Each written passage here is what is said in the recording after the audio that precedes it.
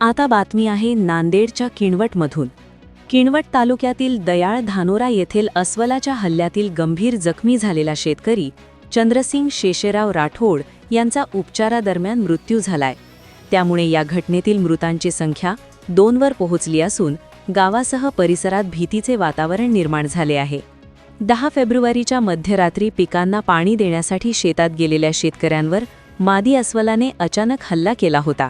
मृत पिलाच्या शोधात असलेल्या अस्वलाने चंद्रसिंग राठोड यांच्यासह एकूण 9 शेतकऱ्यांना जखमी केले होते। त्यामध्ये दत्ता जाधव यांचा जागीच मृत्यू झाला होता, तर 4 जण गंभीर जखमी झाले होते।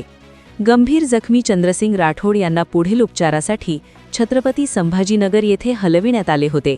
मात्र 16 फेब्रुवारी रोजी सकाळी उपचार सुरू असताना त्यांची प्राणज्योत मालवली। या घटनेला प्रादेशिक वनविभागाच्या अप्पाराव पेठ येथील वनपरिक्षेत्र अधिकारी उमेश ढगे यांनी दुजोरा दिला आहे। उर्वरित जखमी शेतकऱ्यांची प्रकृती स्थिर असल्याची माहिती वैद्यकीय सूत्रांनी दिली। या दुर्दैवी घटनेमुळे दयाळ धानोरा परिसरात भीतीचे सावट पसरले असून नागरिकांमध्ये चिंतेचे वातावरण आहे। मृत चंद्रसिंग राठोड यांच्या पश्चात आई-वडील, पत्नी, 2 मुले व भाऊ असा परिवार आहे। त्यांच्या पार्थिवावर 17 फेब्रुवारी रोजी अंत्यसंस्कार करण्यात येणार असल्याचे समजते। दरम्यान रात्रीच्या वेळी शेतीसाठी होणारा विद्युत पुरवठा आणि अंधारात करावे लागणारे काम यामुळे शेतकऱ्यांना वन्यप्राण्यांचा धोका वाढत असल्याची भावना स्थानिकांकडून व्यक्त होत आहे। वन विभागाने परिसरात गस्त वाढवून नागरिकांना सतर्क राहण्याचे आवाहन केले आहे।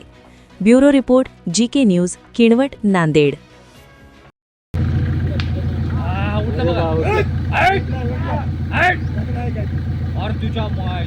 हाना नाही इकडे फिरल ते फिरलं बघा काढा व्हिडिओ काढा। बापरे केवढा आहे आता, केवढा आहे जवळून घ्या। आला आला आला आला फायरिंग फायरिंग।